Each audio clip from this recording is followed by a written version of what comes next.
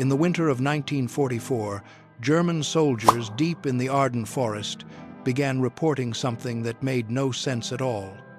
American artillery shells were detonating in mid-air. Not on impact, not on a timer, but precisely, consistently, just above the treetops, just above their foxholes. Shells fired from guns miles away somehow exploded at exactly the right moment. Every single time, regardless of terrain, regardless of weather, regardless of whether the men were in the open or dug in, the shrapnel came down like a rain of steel. Foxholes, once a soldier's best protection against artillery, suddenly offered almost no defense. German prisoners captured after the Battle of the Bulge repeated the same story to their American captors over and over. There was simply no defense. The bursts came too fast, too accurately. Men who believed themselves safe below ground level were not. The psychological effect was total. Units began refusing orders to move in the open during artillery attacks. In at least one documented case, soldiers charged toward American lines rather than stay in place and absorb the fire. Surrender seemed safer than the ground they stood on.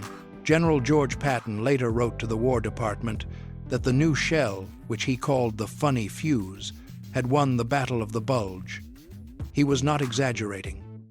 What the Germans never understood, and what the American press was forbidden to report for the entire war, was what was actually inside those shells. The secret was not held because German engineers lacked access to the battlefield, but because Germany had already concluded that what was inside was physically impossible to build. They could not identify what they were seeing because they had already decided it could not exist. To understand why the proximity fuse changed everything, you have to understand how artillery shells were triggered before it existed. Before the proximity fuse, artillery relied mainly on two approaches. The contact fuse detonated the shell on impact.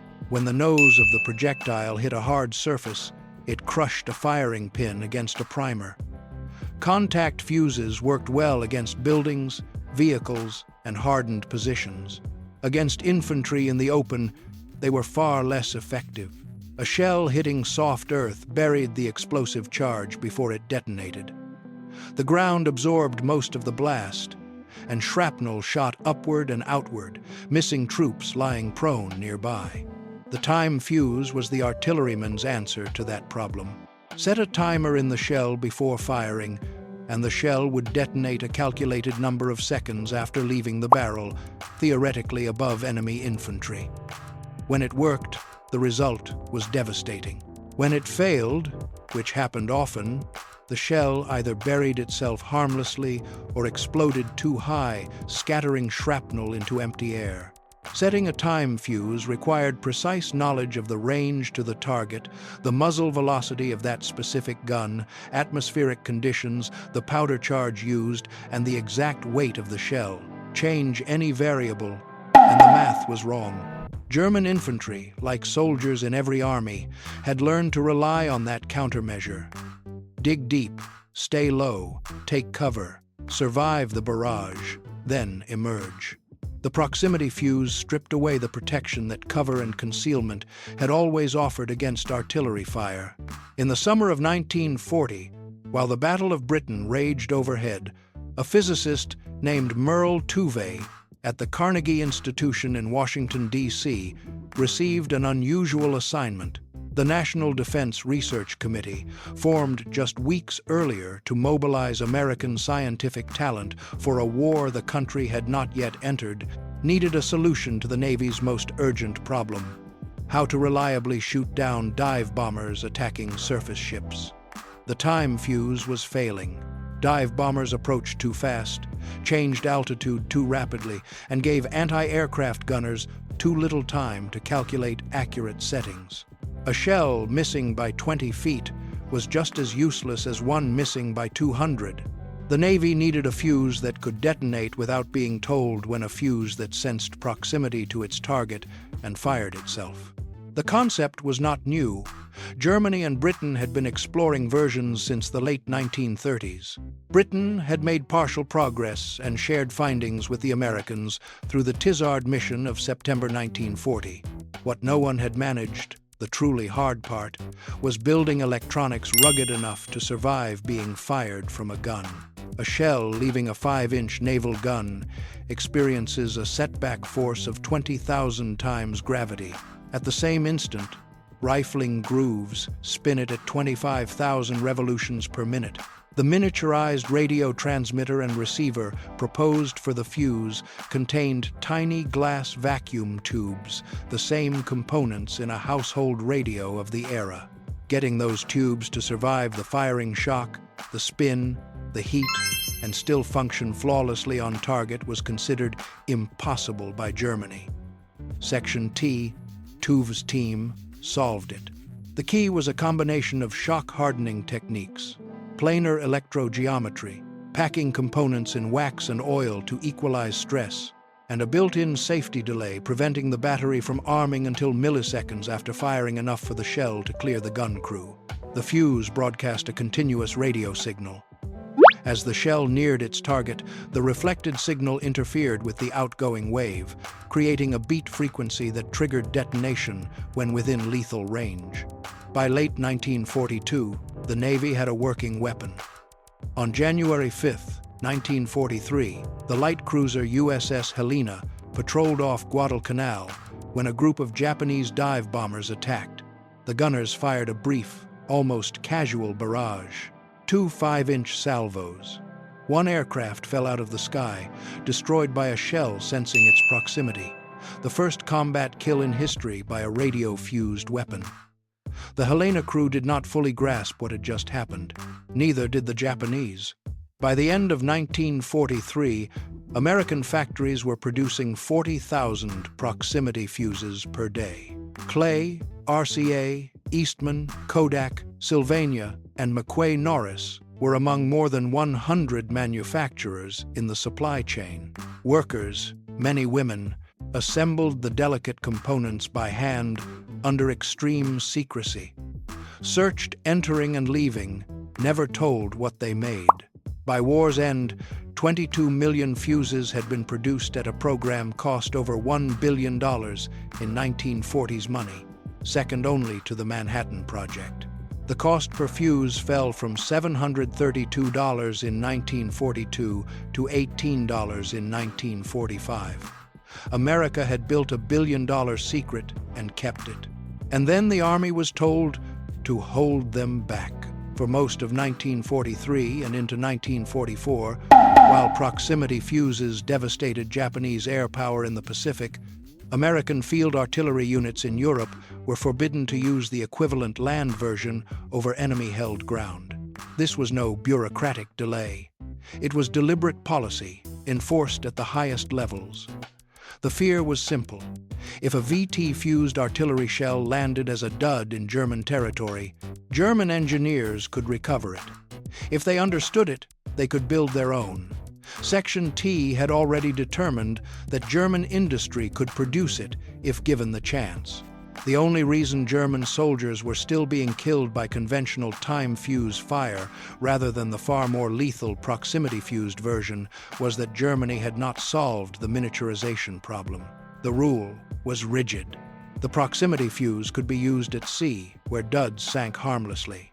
It could be used in anti-aircraft roles, where unexploded rounds fell far from enemy-held ground.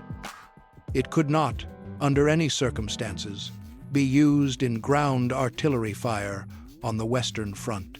Dwight Eisenhower himself had to petition the combined chiefs of staff for permission to use the fuse in defense of London against the V-1 flying bombs in mid-1944. The petition was approved. Within weeks, British anti-aircraft batteries equipped with proximity-fused shells were shooting down V-1s at rates that transformed the campaign. By late summer 1944, 74% of all V-1s entering the coastal gun belt were destroyed, up from 17% before the new fuses arrived. On exceptional days, the kill rate hit 82%. Churchill explicitly credited the fuse's effect, noting its power against the small, unmanned aircraft assaulting London. What no one said publicly was that the same fuse sat in warehouses across the European theater, ready for artillery use, locked behind an embargo that was about to break. On December 16, 1944, Germany launched the Ardennes Offensive. The Battle of the Bulge shattered the embargo. Colonel George Axelson, commanding the 406th Artillery Group, held a stockpile of proximity-fused 155mm shells shipped to Europe and waiting for authorization that had never come. On the morning of December 16th, with German armor punching through the lines and American cavalry units desperately calling for fire support, Axelson made a decision. The emergency overrode the restriction. He ordered his gunners to use the shells. 2 days later, Eisenhower formally requested lifting the embargo. 3 days after that, all restrictions were removed. What happened next cemented the proximity fuse as one of World War II's decisive technologies. Set to detonate 30 to 50 feet above the ground, the shell's lethal shrapnel cone swept downward across everything below foxholes, trenches, the men inside them. A contact fuse hitting soft Ardennes snow buried its energy in the earth. A proximity fuse converted that same shell into an airborne fragmentation weapon with a kill radius no amount of digging could escape. The same artillery battalion firing the same number of rounds became several times more lethal. German commanders had calculated that winter weather and heavy cloud cover would prevent Allied air support and accurate artillery observation. They were right about air support. They were wrong about artillery. The proximity fuse required no observer. It corrected itself every round at the speed of radio waves. Bad weather was irrelevant. Patton caught a German battalion attempting a river crossing near Ector on Christmas night and the following morning. His gunners used proximity-fused shells. 702 German soldiers were killed in that action. In a letter to the War Department, he described the funny fuse and wrote, "I think that when all armies get this shell, we will have to devise some new method of warfare. The German army never got the shell. Their engineers never recovered a functional fuse. The self-destruct mechanism built into the VT fuse functioned exactly as intended, destroying every dud before examination." German prisoners, describing the airburst to American captives, assumed it was some new mechanical timer, impossibly precise, but still just a timer. They never identified the radio component. Germany never fielded an equivalent. The secret worked because the enemy had already decided the device was impossible. Vannevar Bush, who ran the American scientific war effort, estimated the proximity fuse increased anti-aircraft effectiveness by a factor of 7. Churchill called it decisive in saving London. Patton called it the weapon that won the Bulge. Officials who built and deployed it ranked it alongside radar and the atomic bomb. None could speak publicly until the war ended. Germans never built their own. The technology survives today. Every modern artillery proximity fuse, every surface-to-air missile with a radar fuse, every anti-aircraft round detonating without hitting the target traces its lineage directly to the glass vacuum tubes Merle Tuve's team preserved at 20,000 Gs in 1942. The gun fired. The shell flew. The fuse decided. The Germans had no answer, and they never knew why.